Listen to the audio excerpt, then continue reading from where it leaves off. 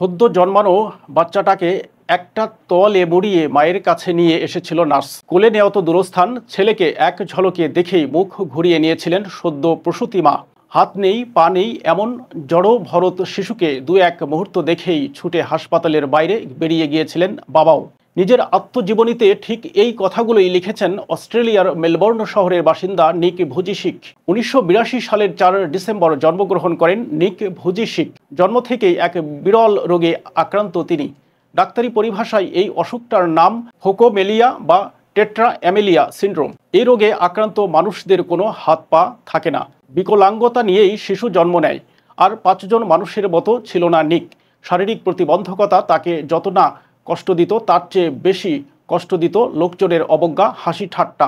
মানসিক যন্ত্রণা এতটাই তীব্র ছিল যে মাত্র ১০ বছর বয়সে আত্মহত্যা করার চেষ্টা করে সে যাত্রা বেঁচে যাওয়ার পর একটি সিদ্ধান্ত নেয় নিক। সে ঠিক করে এভাবে হারার আগেই হেরে যাবে না। পালিয়ে না গিয়ে একটি ইতিবাচক লড়াই সে ফিরিয়ে দেবে জীবনকে। এরপরেই একটু একটু করে বদলে যায় তার জীবনের গল্প। মাত্র ১৭ বছর বয়স থেকেই সে প্রেয়ার গ্রুপে নানা বিষয়ে নিয়মিত বক্তৃতা দিতে শুরু করেন। ধীরে ধীরে বক্তা হিসেবে জনপ্রিয় হচ্ছিলেন নিক। তার কথাবার্তার মধ্যে যে পজিটিভিটি ছিল তা আকৃষ্ট করে অনেক মানুষকে। পাশাপাশি উচ্চশিক্ষাও চালিয়ে যাচ্ছিলেন নিক। মাত্র ২১ বছর বয়সেই গ্রিফিথ ইউনিভার্সিটি থেকে অ্যাকাউন্টেন্সি আর ব্যবসা পরিকল্পনা বিষয়ে কমার্স ব্যাচেলর ডিগ্রি অর্জন করেন নিক। খুব তাড়াতাড়ি টিভি শো এবং নিজের ইতিবাচক লেখালেখির মাধ্যমে জনসাধারণের মনের কাছে পৌঁছে গিয়েছিলেন নিক। মানুষের পরিচয় যতটা না শরীরী গঠনে, তার চেয়ে ঢের বেশি মননে, চিন্তায়। একথা নিজের জীবন দিয়ে প্রতি মুহূর্তে প্রমাণ করেছেন এই অস্ট্রেলীয় তরুণ।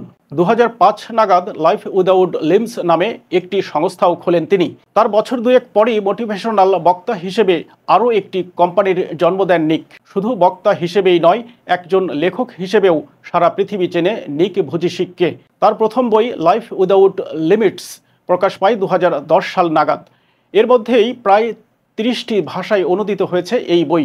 লক্ষ লক্ষ পাঠকের লাইন দিয়ে সংগ্রহ করা এই বই আন্তর্জাতিকভাবে বেস্ট সেলার খেতাবও পেয়েছে।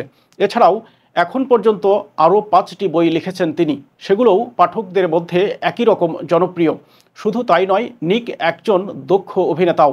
দ্য বাটারফ্লাই সার্কাস নামের একটি সিনেমাতেও অভিনয় করেছেন তিনি। ২০১০-এ শর্ট ফিল্মে অভিনয়ের জন্য সেরা অভিনেতার শিরোপাও উঠেছে তার মাথায়।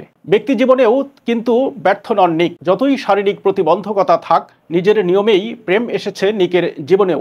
২০০৮-এ টেক্সাসে তার সঙ্গে আলাপ হয় কানায়ে মিয়াহারার। ২০১২-তে বিয়ে করেন তারা।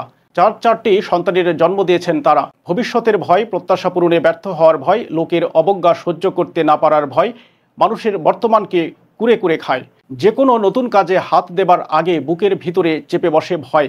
আর সেখানেই ব্যতিক্রমী উদাহরণ এই অস্ট্রেলীয় তরুণ।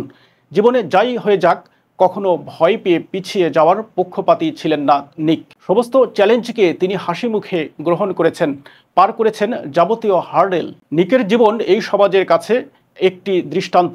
ইচ্ছে থাকলে সমস্ত প্রতিবন্ধকতাকেই জয় করা যায়।